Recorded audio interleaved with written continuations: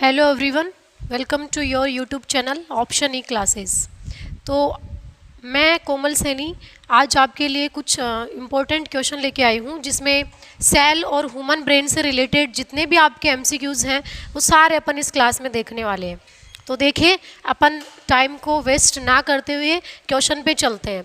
आपको स्क्रीन में नज़र आ रहा होगा कि human brain and cell related MCQs, यानी ह्यूमन ब्रेन और सेल से रिलेटेड जितने भी क्वेश्चन हैं वो इस वीडियो में अपन देखेंगे। आपको सेल से रिलेटेड कोई भी कंफ्यूज नहीं होगा। आप इस वीडियो के बाद इस वीडियो को कंटिन्यू देखिएगा। और नेक्स्ट अपन स्टार्ट करते हैं हमारा फर्स्ट क्वेश्चन।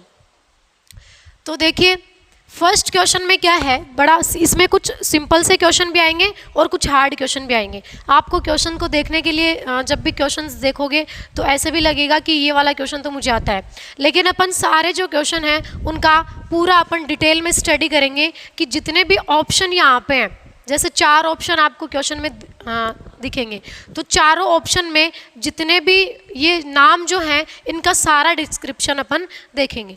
जैसे फर्स्ट क्वेश्चन है, कोशिका की खोज किसने की? कोशिका की खोज किसने की? इसमें जो फर्स्ट है वो क्या आएगा, आप सबको आता होगा ये ऑलरेडी। अपन चलते हैं इसमें, राइट आंसर क्या होगा इसका। देखिए, पहला जो इसका ऑप्शन है वो क्या है, रॉबर्ट हुक, दूसरा है रॉबर्ट ब्राउन, और थर्ड नंबर का है पुरकिंजे, और फोर्थ नंबर का है कोलिकर। तो सबको आता है ये वाला क्वेश्चन कि कोशिका की जो खोज है वो कौन करे थे? रॉबर्ट हुक जो वैज्ञानिक थे उन्होंने किसकी खोज की थी? कोशिका की खोज की थी। कब की थी? 1665 में। कोशिका की खोज कब की थी? 1665 में जो रॉबर्ट हुक नामक वैज्ञानिक थे उन्होंने कोशिका की खोज की थी। अब बात करते हैं कैसे की थी। वो मैंने आपको सेल का चैप्टर जब पढ़ाया था तब बताया था कि उन्होंने क्या किया, सेल को डिस्कवर करने के लिए जो पेड़ की छाल जो होती है, पेड़ की छाल से अंदर वाली जो लेयर है जिसको बोलते हैं कोर्क, क्या बोलते हैं? कोर्क। कोर्क उन्होंने लिया और कोर्क को जब उन्होंने माइक्रोस्कोप में देखा तो उनको कुछ स्ट्रक्चर नज़र आई जिनको उन्होंने नाम दिया था कमरा या छोटा कमरा, ठीक है, जिसका मतलब क्या था? सेल। तो ये जो है वो इसका राइट ऑप्शन हो जाएगा। नेक्स्ट बात करें रॉबर्ट ब्राउन की, तो रॉबर्ट ब्राउन जो थे उन्होंने क्या किया था, जो केंद्रक, बात करते हैं केंद्रक की, तो केंद्रक की जो डिस्कवरी है वो किसने की थी? Robert brown. अब केंद्रक होता क्या है, यानी एक सेल है, सेल के अंदर मिड पार्ट में जो होता है उसको क्या बोलते हैं? केंद्रक। क्या बोलेंगे इसको? केंद्रक, ठीक है। थर्ड वाला जो ऑप्शन है वो है पुरकिंजे, ये भी एक वैज्ञानिक थे। इन्होंने क्या किया कि जो कोशिका झिल्ली और ये जो केंद्रक झिल्ली है इसके बीच में जो द्रव था जिसको बोलते हैं क्या? कोशिका द्रव। क्या बोलते हैं? कोशिका द्रव। और प्लस इसके यहाँ पे केंद्रक में जो द्रव है उसको बोलते हैं केंद्रक द्रव। केंद्रक द्रव, क्या आपको दिखाई दे रहा है? देखना एक बार, दिखाई दे रहा है? तो कोशिका द्रव और केंद्रक द्रव दोनों को मिलाकर के एक बनता है जीव द्रव। क्या बनता है? जीव द्रव। तो उस जीव द्रव की जो डिस्कवरी है वो किसने की थी? पुरकिंजे ने की थी। नेक्स्ट है कोलिकर। इसमें आपको याद रखना है कि इसके बीच कुछ सब्सटेंस होते हैं कोशिका के बीच में, जिसमें एक सब्सटेंस है जिसको बोलते हैं माइटोकॉन्ड्रिया। क्या बोलेंगे? माइटोकॉन्ड्रिया। तो माइटोकॉन्ड्रिया की जो डिस्कवरी है वो किसने की थी? कोलिकर ने की थी। यहाँ पे आपको 4 तरह के क्वेश्चन क्लियर हो रहे हैं। पहला तो कोशिका की खोज रॉबर्ट हुक, दूसरा रॉबर्ट ब्राउन केंद्रक की खोज, तीसरा है पुरकिंजे जीव द्रव्य की खोज, और फोर्थ है कोलिकर जिसने माइटोकॉन्ड्रिया की डिस्कवरी की थी। आई थिंक आपको ये वाला क्वेश्चन अच्छा लगा होगा। और वीडियो से आगे बढ़ने से पहले मेरे इस वीडियो को आप लाइक ज़रूर कर दीजिएगा। अब नेक्स्ट क्वेश्चन पे चलते हैं। नेक्स्ट क्वेश्चन क्या है वो देखिए, इसमें क्या है, सबसे बड़ी कोशिका कौन सी है? सबसे बड़ी कोशिका बताइए, कमेंट करके जरूर बताइए कि सबसे बड़ी कोशिका कौन सी है। कमेंट करके मुझे आप इस वाले क्वेश्चन का आंसर बताओ कि सबसे बड़ी जो कोशिका है वो कौन सी है? क्या हो जाएगी? पहला ऑप्शन क्या है? तंत्रिका कोशिका। दूसरा क्या है? नेफ्रॉन। दूसरा नेफ्रॉन है। और थर्ड नंबर का है शुतुरमुर्ग का अंडा। और फोर्थ है ए और बी दोनों। तो बताइए इसमें राइट ऑप्शन है वो क्या होएगा? राइट ऑप्शन है वो क्या होएगा? जैसे मैं बात करूं तंत्रिका कोशिका, किसकी? तंत्रिका कोशिका की अगर मैं बात करूं तो तंत्रिका जो कोशिका है वो तो क्या है? सबसे लंबी कोशिका। सबसे हमारे बॉडी की सबसे लंबी कोशिका कौन सी है? तंत्रिका कोशिका। तो ये वाला आंसर तो नहीं होगा। इसमें क्या पूछ रहा है कि सबसे बड़ी कोशिका कौन सी है? दूसरा क्या है? नेफ्रॉन। क्या है? नेफ्रॉन। इसके बारे में बताऊंगी कि नेफ्रॉन होता क्या है। फिर है शुतुरमुर्ग का अंडा और ए और बी दोनों। तो बताइए इसमें राइट आंसर है वो क्या हो जाएगा? शुतुरमुर्ग का अंडा। ये जो है सबसे बड़ी कोशिका है। शुतुरमुर्ग का जो अंडा है वो सबसे बड़ी कोशिका है। अब फर्स्ट वाला जो है तंत्रिका कोशिका, इसका तो मैंने बता दिया आपको कि ये तो क्या है? सबसे लंबी कोशिका है। ठीक है, ये हमारे बॉडी में होती है। न्यूरॉन, इसको न्यूरॉन भी बोल सकते हैं। न्यूरॉन, क्या बोलेंगे इसको? न्यूरॉन भी इसको इंग्लिश में बोल सकते हैं। फिर बात करते हैं नेफ्रॉन की। अब देखो एग्जाम में न्यूरॉन और नेफ्रॉन, न्यूरॉन और नेफ्रॉन, इससे रिलेटेड क्वेश्चन आता है। तो कुछ बच्चे जो हैं इनमें दोनों में कंफ्यूज हो जाते हैं। तो मैं आपको देखो न्यूरॉन तो क्या होती है? तंत्रिका कोशिका ही न्यूरॉन बोलते हैं। लेकिन मैं बताऊं कि नेफ्रॉन, जैसे मैं इसमें थोड़ा सा आपको बताती हूँ डिटेल में कि उत्सर्जन जो तंत्र होता है, उत्सर्जन बोले तो कि वेस्ट मटेरियल जिस तंत्र के द्वारा बाहर सिक्रेट किए जाते हैं उस तंत्र को क्या बोलते हैं? उत्सर्जन तंत्र। जैसे मैं बात करती हूँ यहाँ पे उत्सर्जन तंत्र में कुछ ऐसी स्ट्रक्चर होती है जिसको क्या बोला जाता है? किडनी। जानते हो ना क्या है ये? किडनी है। ये लेफ्ट किडनी हो गई और ये राइट किडनी हो गई। ठीक है, ये है उत्सर्जन तंत्र का भाग जिसमें ब्लड का फिल्ट्रेशन होता है किडनी में। अब इस किडनी में बहुत सारे यूनिट्स पाई जाती हैं। इस किडनी में बहुत सारी यूनिट्स पाई जाती हैं, यानी एक किडनी में कम से कम 1 मिलियन क्या पाए जाते हैं? नेफ्रॉन पाए जाते हैं। क्या पाए जाते हैं? नेफ्रॉन, जिसको हिंदी में बोलते हैं वक्राणु। क्या होते हैं? वक्राणु। तो किडनी के अंदर जो स्ट्रक्चर होती है वो ही क्या है? नेफ्रॉन। अगर बात करें कि हमारी ह्यूमन बॉडी की सबसे मेन यूनिट क्या है, तब तो क्या बोलोगे? सेल। लेकिन क्वेश्चन चेंज होके आ जाए कि किडनी की सबसे मेन यूनिट क्या है? किडनी की सबसे मेन यूनिट क्या है? तो क्या आ जाएगा? नेफ्रॉन आएगा। क्या आएगा? नेफ्रॉन, जिसको हिंदी में बोलते हैं वक्राणु। ठीक है, आई बात समझ में? इसमें तीनों 4 ऑप्शन, ये वाला है और ये वाला होगा नहीं। ठीक है, ठीक है। अब नेक्स्ट क्वेश्चन पे चलते हैं अपन। हमारा जो नेक्स्ट क्वेश्चन है वो क्या हो जाएगा?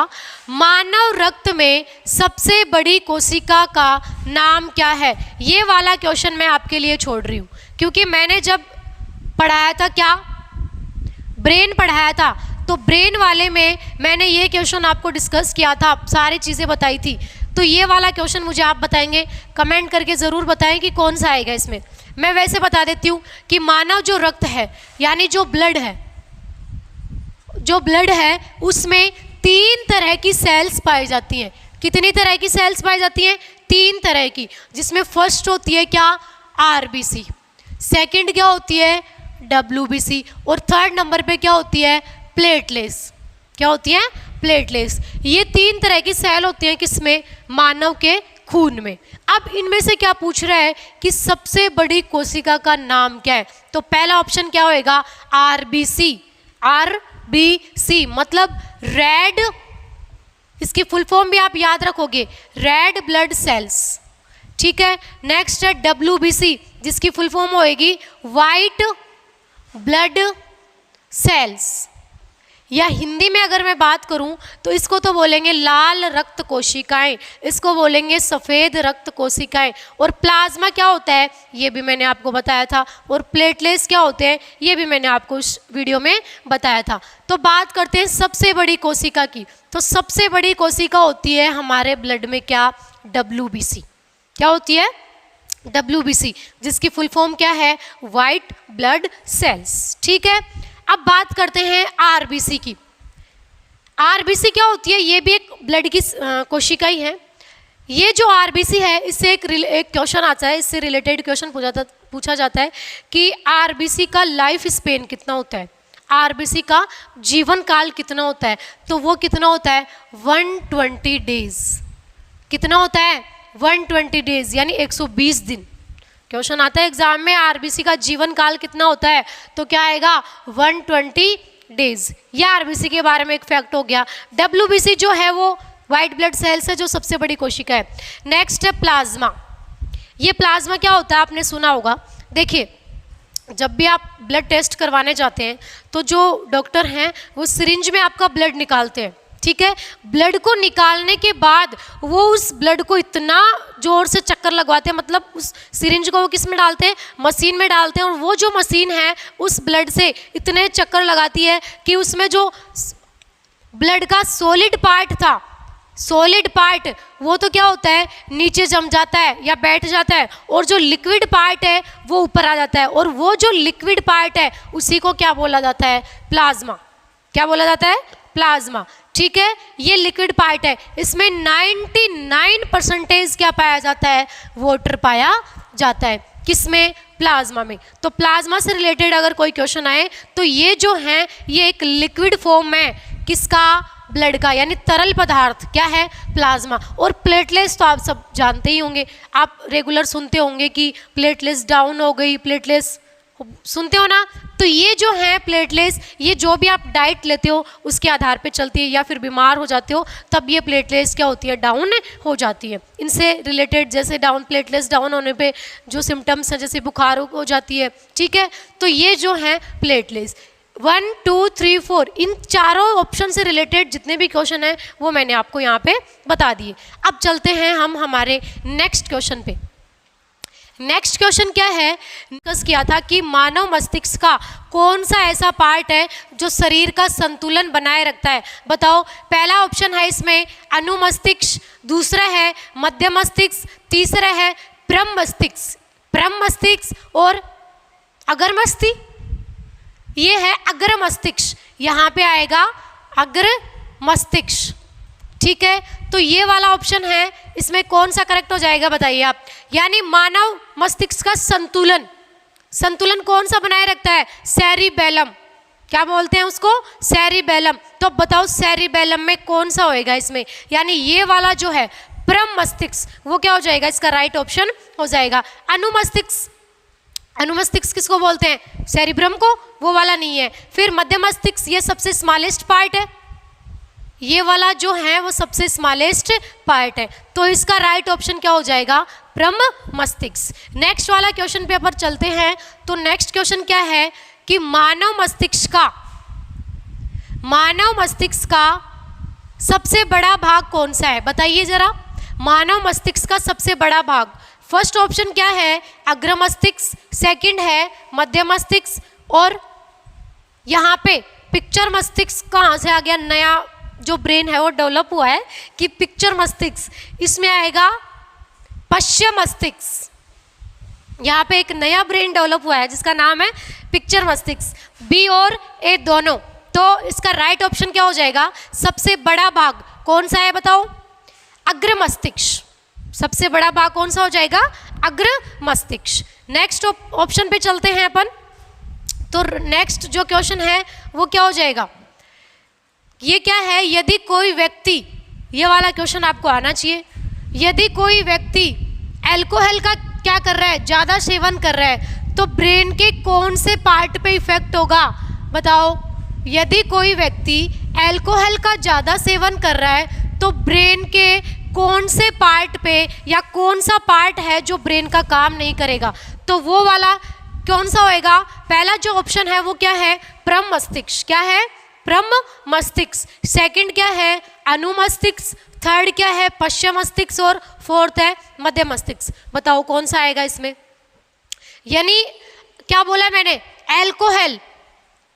एल्कोहल का ज़्यादा सेवन कर रहा है तो वो वाला व्यक्ति डगमगा के चलता है। डगमगाता क्यों है, क्योंकि उसके शरीर का जो बैलेंस है वो क्या नहीं कर रहा, काम नहीं कर रहा। तो अभी अपन ने पीछे देखा था कौन से क्वेश्चन में, पश्चिम मस्तिष्क आएगा इसमें, क्या आएगा पश्चिम मस्तिष्क। अभी देखा था ना शरीर का संतुलन कौन सा पार्ट बनाए रखता है, तो क्या आएगा पश्चिम मस्तिष्क। ठीक है, क्या पूछ रहा है ये, एल्कोहल का ज़्यादा सेवन लेता है तो कौन सा ब्रेन, यानी जो सेरिबेलम है। अब सेरिबेलम को हिंदी में क्या बोलते हैं, प्रमस्तिष्क। सॉरी, इसमें क्या आएगा प्रमस्तिष्क आएगा, सेरिबेलम। नेक्स्ट वाले क्वेश्चन पे चलते हैं अपन। निम्नलिखित में से विखंडन पाया जाता है, ये वाला क्वेश्चन है, ये रिप्रोडक्शन से रिलेटेड आ गया। अब किससे रिलेटेड है, रिप्रोडक्शन। तो बताइए इसमें कौन सा हो जाएगा। कल ही मैंने पढ़ाया था आपको कि सैटरडे को जो क्लास हुई थी रिप्रोडक्शन की, उसमें मैंने आपको जो सेक्सुअल रिप्रोडक्शन है, एसेक्सुअल जो रिप्रोडक्शन है, उसके टाइप्स बताए थे। तो इसमें क्वेश्चन पूछा गया है कि निम्नलिखित में से विखंडन पाया जाता है, अमीबा, पैरामीशियम, जीवाणु, ए बी सी, तीनों, कौन सा आएगा। ये वाला ऑप्शन सही होएगा। विखंडन की प्रोसेस अमीबा में भी होती है, पैरामीशियम में भी होती है और जीवाणु में भी होती है। यानी जितने भी एक कोशिकीय जो जीव होते हैं ना, एक कोशिकीय जीव है ये तीनों, अमीबा, पैरामीशियम, जीवाणु। तो इनमें कौन सा है विखंडन। विखंडन की जो प्रोसेस है मैंने बताया था आपको डायग्राम बना के, पहले इसका जो केंद्रक है वो डिवाइड करता है, फिर इसका जो साइटोप्लाज्म है वो डिवाइड करता है। पैरामीशियम एक स्लीपर लाइक, अगर क्वेश्चन आ जाए कि चप्पल के आकार का या स्लीपर लाइक कौन सा जीवाणु होता है या कौन सा जीव होता है, तो क्या आएगा पैरामीशियम। इसकी जो स्ट्रक्चर है वो ऐसी होती है, ऐसी, ये यहाँ पे इसमें हेयर लाइक स्ट्रक्चर प्रेजेंट होती है। ये चप्पल के जैसे दिख रहा है ना आपको, ठीक है, ये क्या है पैरामीशियम। अब इसकी स्ट्रक्चर स्लीपर लाइक होती है। ठीक है, एग्जाम में ऐसे क्वेश्चन आए तो आप उसका आंसर पैरामीशियम देना है। अब नेक्स्ट वाले क्वेश्चन पे चलते हैं अपन। वो क्या है देखो, इनमें से सत्य कथन है, यानी इनमें से सही कौन सा है, बताइए सही कौन सा है। इसको ध्यान से पढ़िए पहले और फिर जो सही बात है वो आपको बतानी है। तो कौन सा हो जाएगा, पहली जो बात क्या है, मानव में लैंगिक जनन पाया जाता है, मानव में लैंगिक जनन पाया जाता है। दूसरा ऑप्शन क्या है, मानव में लैंगिक और अलैंगिक दोनों जन्म नहीं जनन, दोनों जनन पाए जाते हैं। ठीक है, दूसरी क्या है, मानव में 23 जोड़ी गुणसूत्र पाए जाते हैं, ए और सी सही। तो बताओ कौन सा आएगा इसमें, इसका राइट ऑप्शन क्या हो जाएगा। पहली बात क्या है कि मानव में लैंगिक जनन पाया जाता है, अपन ने ये तो पढ़ा था कि लैंगिक जनन मानव और जितने भी एनिमल्स हैं, गाय, भैंस, बकरी, उनमें क्या होता है लैंगिक जनन, यानी मेल और फीमेल से, जब मेल से स्पर्म्स और फीमेल से जब एग आपस में फर्टिलाइजेशन की प्रोसेस कर लेते हैं तो उसके बाद जायगोट बनता है और जायगोट के बाद एम्ब्रियो और एम्ब्रियो से एक पूरे बेबी का फॉर्मेशन हो जाता है। तो ये वाली जो प्रोसेस है लैंगिक जनन वो किस में होती है, मानव में। तो ये बात भी सही है। ठीक है, दूसरी क्या है, मानव में लैंगिक और अलैंगिक दोनों जनन पाए जाते हैं, तो ये बात तो बिल्कुल गलत है। तीसरी बात क्या है कि मानव में 23 जोड़ी गुणसूत्र पाए जाते हैं। अब देखो ये आपके लिए एक नई बात आई है यहाँ पे कि गुणसूत्र होते क्या है, गुणसूत्र होते क्या है। तो मैं आपको बताती हूँ, ये वाली बात सही है। आपको याद रखना है कि जो मानव है, हर जीव में अलग अलग गुणसूत्र होते हैं। जैसे मानव की बात करें तो इसमें 23 जोड़ी गुणसूत्र होते हैं। कितने, 23 जोड़ी, और 23 जोड़ी के कितने हो गए, 46। ठीक है, ऑप्शन में अगर 46 आ रहा है तो आपको ये भी सही कर देना है। ये क्या होते हैं, देखो गुणसूत्र क्या होते हैं, जैसे सेल है, सेल के बीच में क्या पाया जाता है, केंद्रक, और केंद्रक के अंदर क्या होते हैं, गुणसूत्र, और गुणसूत्र पे क्या पाए जाते हैं, डीएनए। डीएनए की फुल फॉर्म होती है डीऑक्सी राइबो न्यूक्लिक एसिड। ये बात समझ में आई। अब बात करते हैं गुणसूत्र की, यानी जो मानव है उसमें 23 जोड़ी गुणसूत्र पाए जाते हैं, बोले तो 46। बात करें इनमें से 22 जोड़ी जो गुणसूत्र हैं, 22 जोड़ी जो गुणसूत्र हैं वो तो क्या होते हैं, सेम। क्या होते हैं, सेम, यानी मेल में भी वही होते हैं और फीमेल में भी वही होते हैं। लेकिन एक जोड़ी जो गुणसूत्र है, एक जोड़ी गुणसूत्र है या कितने गुणसूत्र, 2 गुणसूत्र, वो क्या होते हैं, अलग अलग होते हैं। तो कौन कौन से हैं वो, जैसे मैं बात करूं किसकी, नर की, तो नर में तो कौन से होते हैं, XY, पढ़ा होगा आपने ये। नर में तो क्या होते हैं, XY, और जो मादा है, मादा में क्या होते हैं, XX। मैंने आपको बताया कि मानव में 23 जोड़ी गुणसूत्र पाए जाते हैं, जिनमें से 22 जोड़ी जो गुणसूत्र है वो तो सेम, और एक जोड़ी जो गुणसूत्र है वो क्या होती है, अलग अलग, जिसमें नर में तो ये हैं और मादा में ये है, ये XY है यहाँ पे, ठीक है। अब बताओ अलग अलग है, जैसे मैं बात करूँ XX और XY की, ये नर का हो गया, ये मादा का हो गया, ठीक है। जब ये गुणसूत्र इसके साथ फॉर्मेशन कर लेता है तो XX, फिर ये वाला इसके साथ XY, ऐसे दोबारा XS और XY, यानी 50% चांस है वो तो, अगर XX आ रहा है, यदि क्या आ रहा है, XX आ रहा है, तो उसका मतलब क्या होएगा, किसका जन्म होएगा, लड़की का। जो भी जन्म होगा उसका वो क्या होएगी, लड़की होएगी। लेकिन क्या हो रहा है, XY, तो उससे किसका, लड़के का, ठीक है।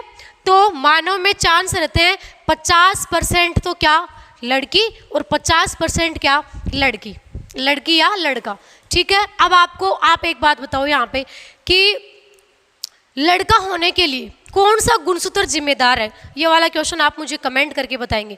कौन सा होएगा, Y गुणसूत्र, वो भी किसका, नर का, ये लड़का होने के लिए जिम्मेदार है। अब अपन चलते हैं हमारे नेक्स्ट क्वेश्चन पे।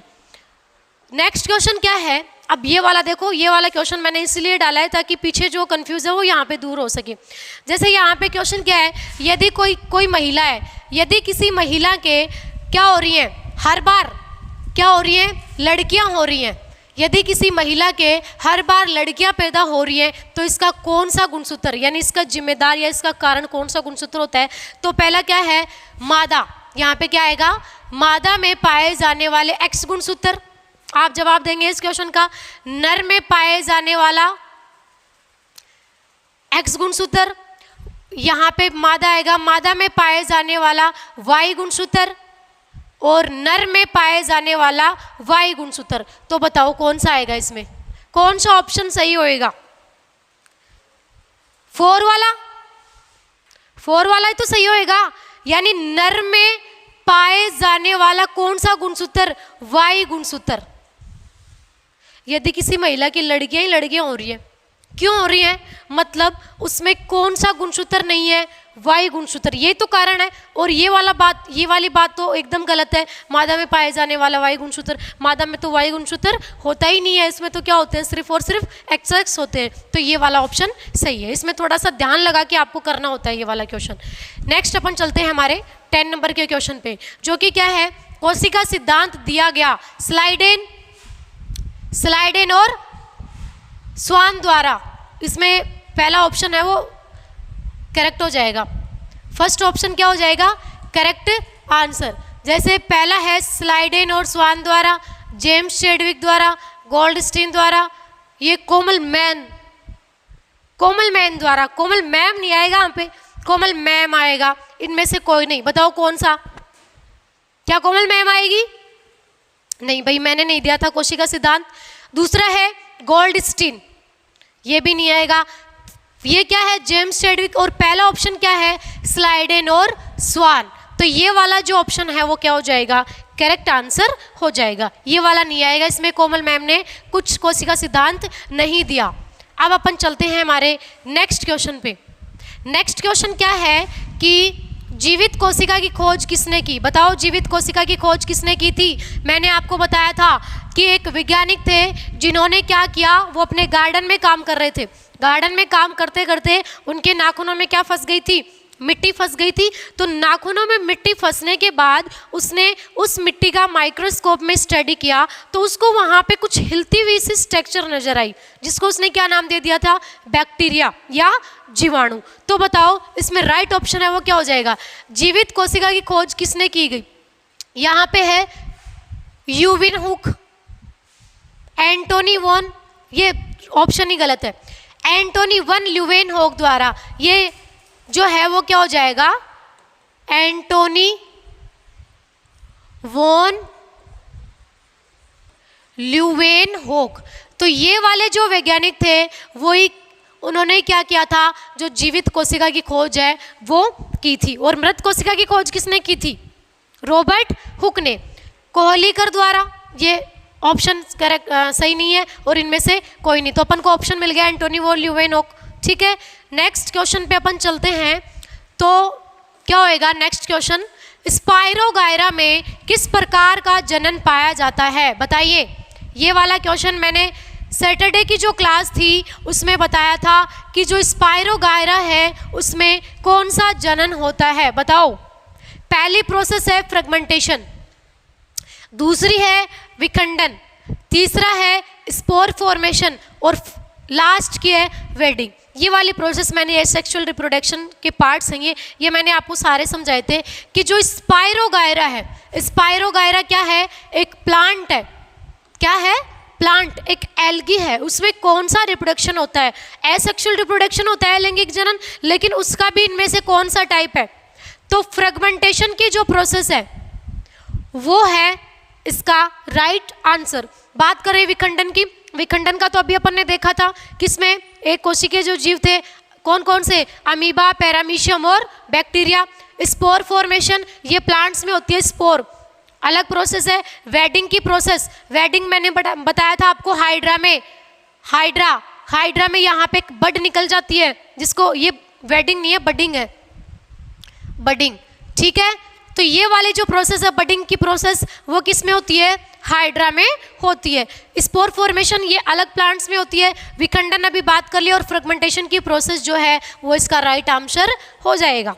ठीक है, अब चलते हैं अपन हमारे नेक्स्ट क्वेश्चन पे। तो नेक्स्ट क्वेश्चन क्या होएगा, लैंगिक जनन के दौरान पाए जाने वाले संतति में अधिक विविधता पाई जाती है। ये वाला क्वेश्चन बड़ा इंपॉर्टेंट है, बताओ। देखिए थोड़ा सा इसमें आपको सिर्फ और सिर्फ दिमाग लगाने की ज़रूरत है, बाकी आप बता सकते हो इस वाले क्वेश्चन को। इजी है लेकिन थोड़ा सा इसमें दिमाग चाहिए। दिमाग कैसे चाहिए, देखो, लैंगिक जनन के दौरान पाए जाने वाली संतति में अधिक विविधता पाई जाती है, क्यों, इसका मतलब तो पहले ये है, हम क्या हैं, मानव है। कौन से रिप्रोडक्शन के दौरान पैदा हुए थे हम, लैंगिक जनन के दौरान। तो हमारे अंदर जो विविधता है वो अधिक पाई जाती है। क्यों पाई जाती है, ऑप्शन देखो पहले फिर देखो। लैंगिक जनन एक अधिक समय तक चलने वाली प्रक्रिया है, ये बात भी सही है, लेकिन दूसरा क्या है, आनुवांशिक पदार्थ एक ही जाति के दो जनकों से आता है। क्या ये वाली बात आपको कुछ अच्छी लग रही है? अच्छी लगने का मतलब, जैसे मैं बात करूं कि लैंगिक जनन एक है नर, एक है क्या, मादा। जैसे ये तो क्या है, नर, ठीक है, और ये क्या है, मादा, ठीक है। नर से क्या, स्पर्म्स, और ये जो मादा है इनसे क्या, एग। जब इन दोनों में क्या हो जाता है, फर्टिलाइजेशन की प्रोसेस हो जाती है, तो क्या बनता है, जाइगोट, या फिर इसको हिंदी में बोलते हैं युग्मनज। और जाइगोट से फिर बन जाता है एम्ब्रियो, और एम्ब्रियो से क्या बन जाता है, एक बेबी। अब देखो ये वाला क्वेश्चन क्या पूछ रहा है कि लैंगिक जनन के दौरान जो संतति बनती है उसमें अधिक विविधता क्यों होती है। मतलब यहाँ पे आनुवांशिक पदार्थ, मैंने आपको बताया कि आनुवांशिक पदार्थ मतलब कौन सा, डीएनए। ये जो डीएनए है ये एक ही जाति के, मतलब मनुष्य, भाई नर और मादा एक ही जाति के हैं।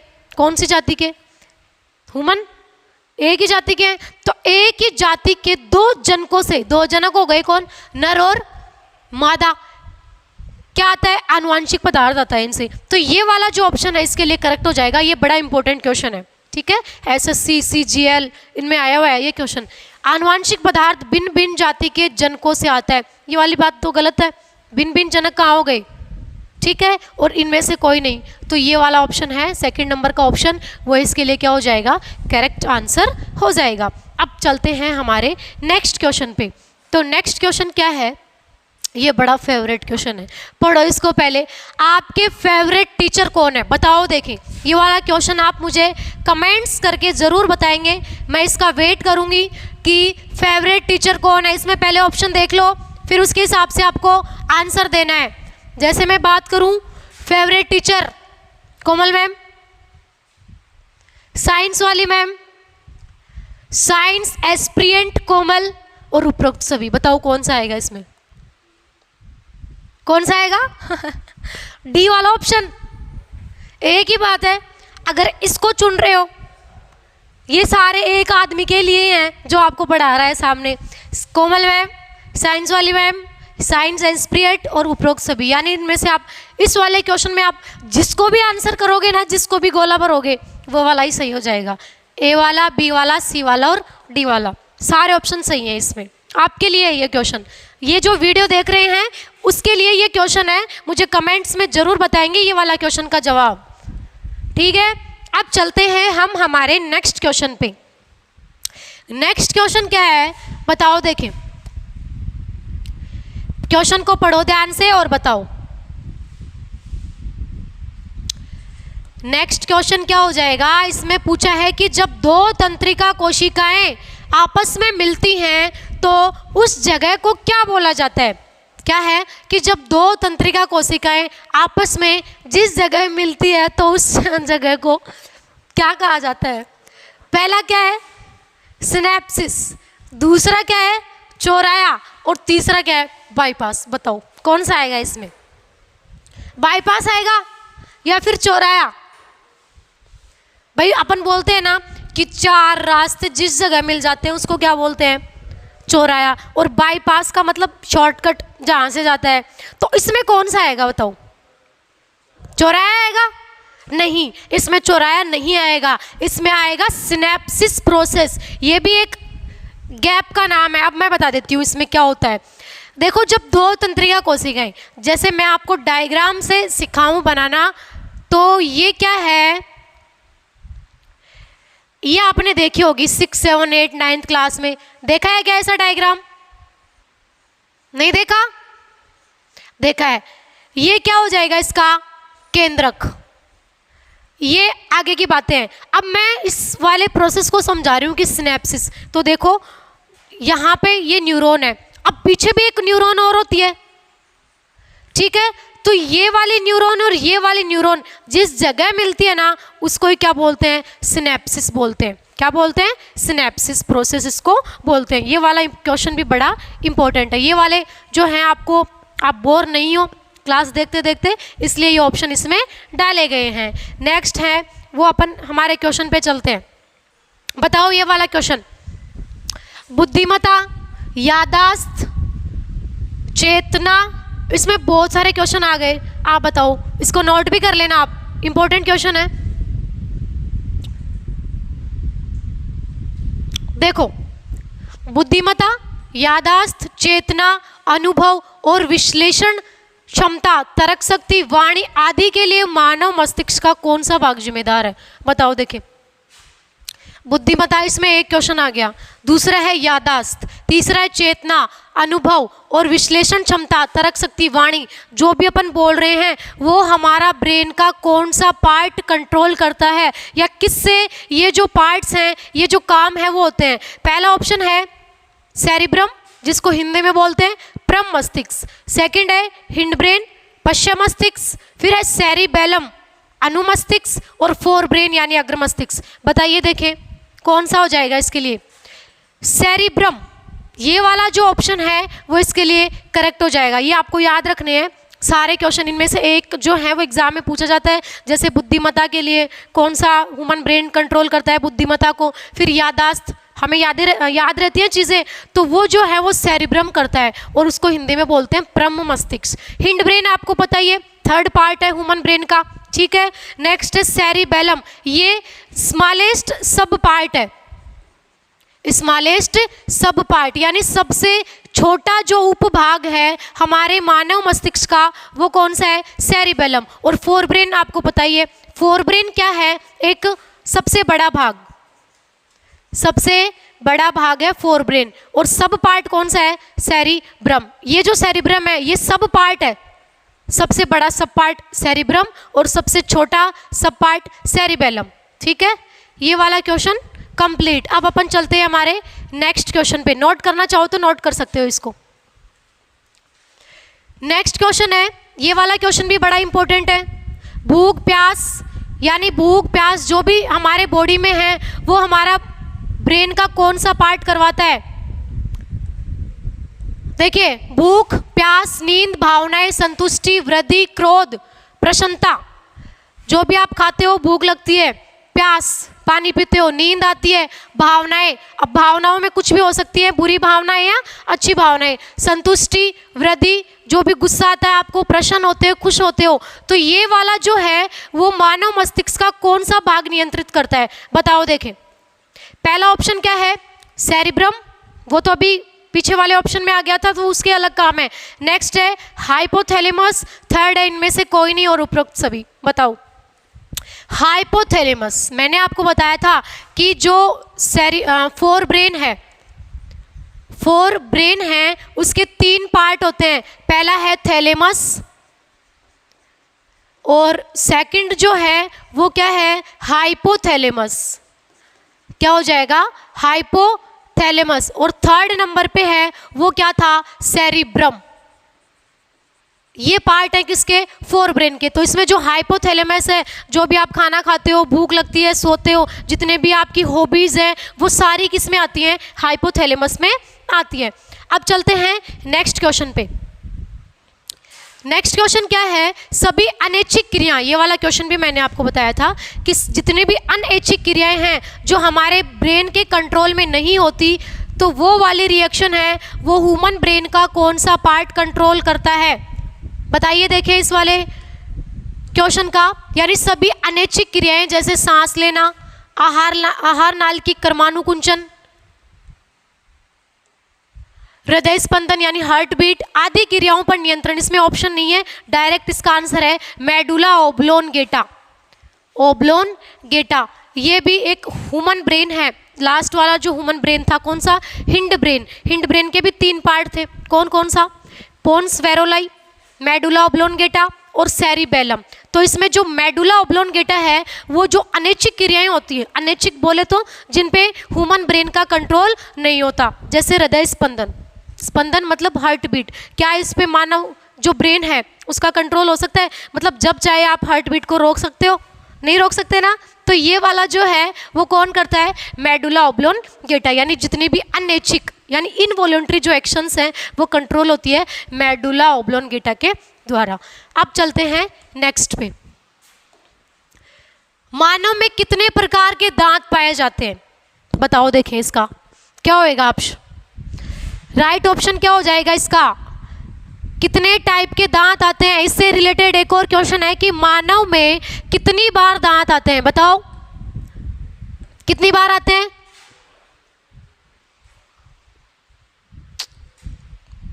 मानव में कितनी बार दांत आते हैं, 2 बार। कौन कौन से, एक तो दूध के दांत जो सब में आ चुके हैं आप में, शायद मेरे को ऐसे लग रहा है, या आ रहे हैं किसी में, आ रहे हैं, फिर तो बच्चे ही हो आप, है ना। देखो मानव में कितने प्रकार के दांत पाए जाते हैं, देखो मानव में पाए जाते हैं 4 प्रकार के दांत, ठीक है। और अगर बात करें हम जो है मानव द्विबार दंती है, द्विबार दंती यानी इसमें 2 बार दांत आते हैं। ये यहाँ से टिथ का जो भी क्वेश्चन है वो सारा क्लियर हो जाएगा। देखो इधर द्विबार दंती 2 बार आते हैं। पहले जो दांत है वो तो है मिल्क टिथ, मिल्क टिथ जिसका नंबर होता है कितना 20, और सेकंड जो है वो क्या है परमानेंट टिथ, बोले तो स्थायी दांत, और स्थायी दांत होते हैं कितने 32। ये वाले जो टिथ हैं वो 21 एज से अबाव होने के बाद आते हैं। अब बात करते हैं 4 प्रकार कौन कौन से हैं। जैसे मैं बात करूं, पहला नंबर वो क्या है, इंसीजर। इंसीजर या हिंदी में बोलते हैं कृतनक। दूसरा है कैनाइन, रदनक। और तीसरा है प्रीमोलर, क्या है, प्रीमोलर। और 4th नंबर का है मोलर। कृतनक, रदनक, अग्रचवर्णक और चवर्णक, ये 4 दांत हैं। अब क्या आपको इनका नंबर भी पता है? जैसे एग्जाम में क्वेश्चन आता है कि निम्नलिखित में से रदनक दांतों की संख्या है या फिर कैनाइन की संख्या है, तो बताओ। मैं बताती हूँ आपको, इसका एक फॉर्मूला है, देखो इसका एक फॉर्मूला है, वो देखो। पहला क्या है, परमानेंट टिथ के लिए एक फॉर्मूला है जिसको बोलते हैं 21-23, ठीक है। ये वाला जो फॉर्मूला है कैसे लागू होता है, जैसे मैं बात करूं कि आपको क्या करना है, ऊपर वाला जबड़ा और नीचे वाला जबड़ा बना देना है। इसके 4 भाग बना देने हैं आपको, ठीक है, ऊपर वाला और नीचे वाला। अब यहाँ पे क्या लिख देना है, 21-23, 21-23, 21-23, ऐसे 4 बार आपको लिख देना है, ठीक है। अब देखो इसमें एक ही बात आपको याद रखनी है कि ये जो 2 हैं वो है नंबर ऑफ इंसीजर या नंबर ऑफ कृतनक, जो 1 है वो है नंबर ऑफ कैनाइन। ये वाली बात आपको ध्यान में रखनी है। फिर है 2 नंबर ऑफ प्रीमोलर और नंबर ऑफ मोलर, ये आपको यहाँ पे ध्यान में रखना है, ठीक है। हिंदी में भी लिख देती हूँ मैं, कै फॉर कृतनक, रै फॉर रिदनक और ए फॉर अग्रचवर्णक और चवर्णक, ठीक है। अब देखते हैं, जैसे मैं बात करूं कृतनक की, 2, 4, 6 और 8, तो number of incisor is equal to 8, ठीक है। दूसरी बात करते हैं किसकी, कैनाइन की। 1, 2, 3, 4 हो गए ना, तो कैनाइन कितना हो जाएगा, 4।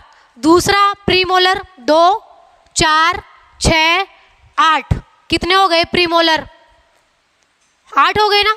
फिर क्या है molar, 3, 6, 9, 12 premolar, molar sorry, count कर लो कितने हो गए, 8 और 8 16, 16 और 4 20 और 20 और 12 32।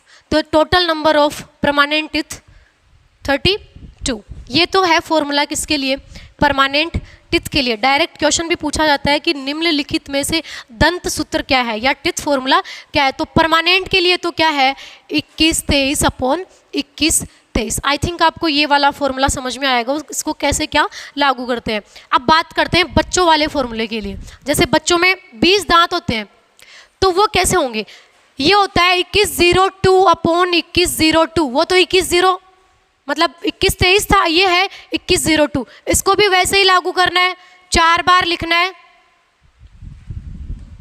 यहाँ पे बताती हूँ मैं, वही 4 बार इसको लिखना है, 4 2 भाग कर देने हैं, ठीक है। लिखना है इसको भी 2102, 2102 और 2102, यहाँ पे भी 2102। नंबरिंग वही रहेगी, इंसीजर, कैनाइन, प्रीमोलर, मोलर। अब देखो यहाँ पे इंसीजर के कितने हो जाएंगे, 2, 4, 6, 8, तो इंसीजर का तो कितना हो जाएगा इसमें भी 8।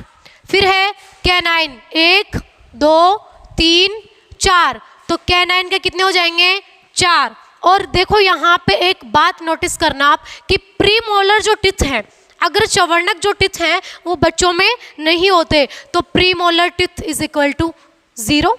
नेक्स्ट है मोलर, 2, 4, 6, 8, तो मोलर कितने हो जाएंगे 8। काउंट कर लो भाई कितने हो रहे हैं, 20 हो रहे हैं क्या, हो गए 20। तो ये क्या है मिल्क टिथ फॉर्मूला। यहाँ से आपको 10 प्रकार के क्वेश्चन बन सकते हैं। कैसे, इनमें से क्वेश्चन पूछ लेगा किसका नंबर कितना है, और 2 क्वेश्चन है वो फॉर्मूले से पूछ लेगा। टाइप्स पूछ लेगा 4, कितनी बार आते हैं दांत, 2 बार, ठीक है। अब चलते हैं हम नेक्स्ट क्वेश्चन पे। निम्न प्राणियों में से कौन सा एक बुद्धिमान प्राणी है, ये वाला क्वेश्चन मुझे उम्मीद है आपसे बता दोगे आप। बताओ देखें कौन सा आएगा इसमें। सबसे बुद्धिमान प्राणी हम ही हैं या और कोई है, हम ही हैं। डॉल्फिन, होमोसेपियंस, चिंपांजी, कुत्ता। कुत्ते को तो बिल्कुल नहीं मानेंगे अपन, ठीक है, वो सबसे बुद्धिमान नहीं होता। डॉल्फिन, देखो होमोसेपियंस मानव का वैज्ञानिक नाम है, ठीक है, तो यहाँ पे ये वाला ऑप्शन है वो करेक्ट हो जाएगा। नेक्स्ट बात करते हैं, दूसरे नंबर पे आती है डॉल्फिन, यानी मानव से कम जो है बुद्धिमान प्राणी वो कौन सा है? डॉल्फिन, ठीक है, इसमें होमोसेपियंस करेक्ट आंसर हो जाएगा। अब चलते हैं नेक्स्ट पे। निम्न में से आनुवांशिक पदार्थ, ये वाला क्वेश्चन भी आपने बहुत पढ़ा होगा, बताओ देखे किसमें से आनुवांशिक पदार्थ कौन सा है? आनुवांशिक पदार्थ मतलब जो जेनेटिक जो मटेरियल है, मतलब जो आनुवांशिक सूचनाएं हैं उसको एक पीढ़ी से दूसरी पीढ़ी में कन्वर्ट करता है, तो वो क्या हो जाएगा? पहला ऑप्शन है इसमें कोशिका। क्या कोशिका है आनुवांशिक पदार्थ? नहीं है। नेक्स्ट है डीऑक्सी राइबो न्यूक्लिक एसिड, या जिसको बोलते हैं DNA। ए और बी दोनों, इनमें से कोई नहीं। ये वाला जो ऑप्शन है ये क्या है? एक आनुवांशिक पदार्थ है। दो होते हैं, एक DNA होता है और एक क्या होता है? RNA, deoxy ribose nucleic acid और राइबोज न्यूक्लिक एसिड, ये इसके क्या है? फुल फॉर्म है। तो आपको ये याद रखना है कि आनुवांशिक पदार्थ क्या होता है? DNA।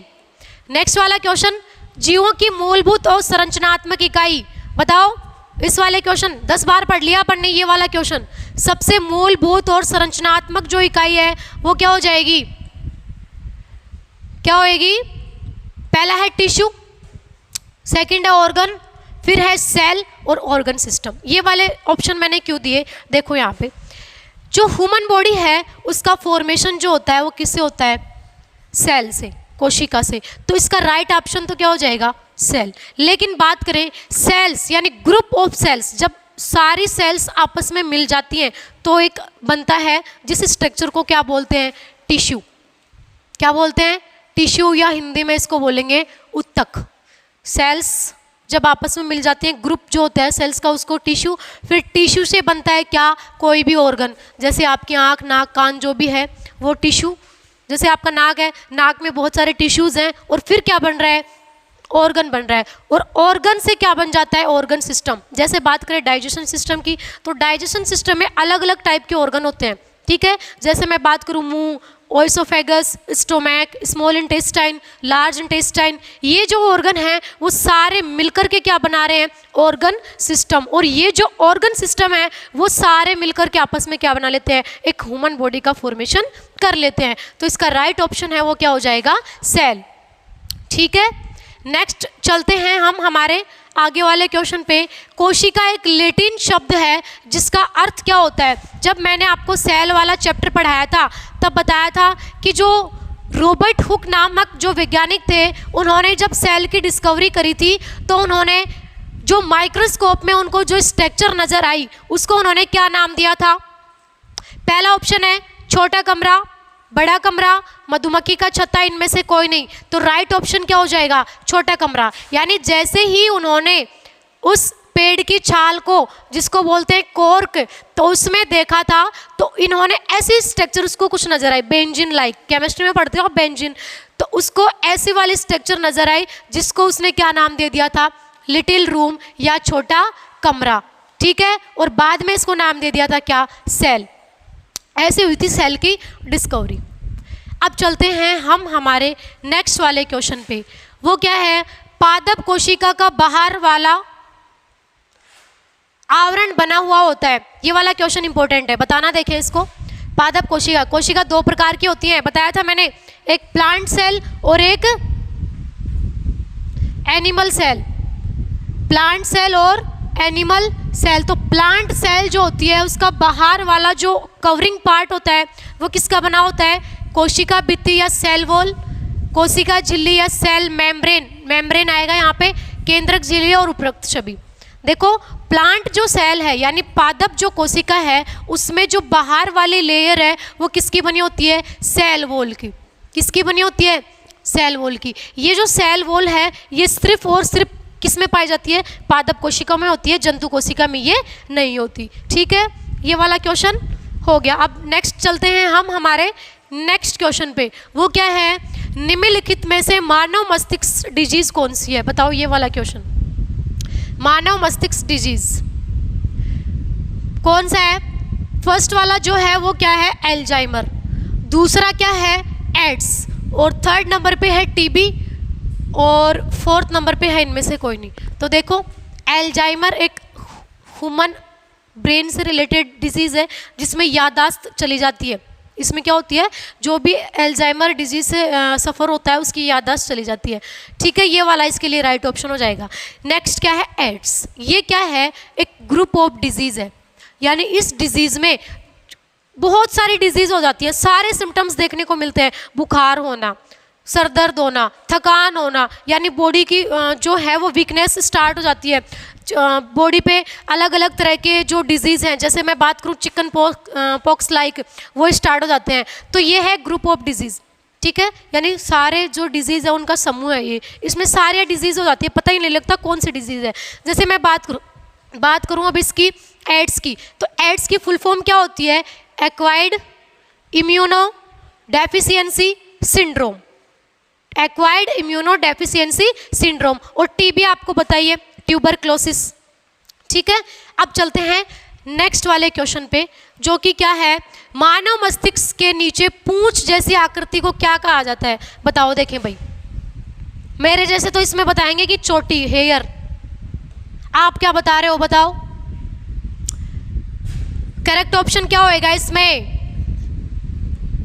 देखो मैं बताती हूँ आपको। पहला ऑप्शन है स्पाइनल कॉर्ड, दूसरा है गर्दन, हेयर, ये फालतू के ऑप्शन है। अब देखते हैं, मैंने आपको बताया था ये मिड ब्रेन हो गया। ठीक है, यहाँ पे पोन्स वेरोलाई, और ये यहाँ पे मेडुला ऑब्लोंगेटा, और यहाँ पे फ्लोवर लाइक स्ट्रक्चर जिसको बोलते हैं क्या, सेरिबेलम। और ऐसे कुछ आपकी ब्रेन की स्ट्रक्चर होती है जिसमें ये वाला थैलेमस, हाइपोथैलेमस और ये सेरिब्रम। अब देखो इसके नीचे, यानी ये आपका ब्रेन है, तो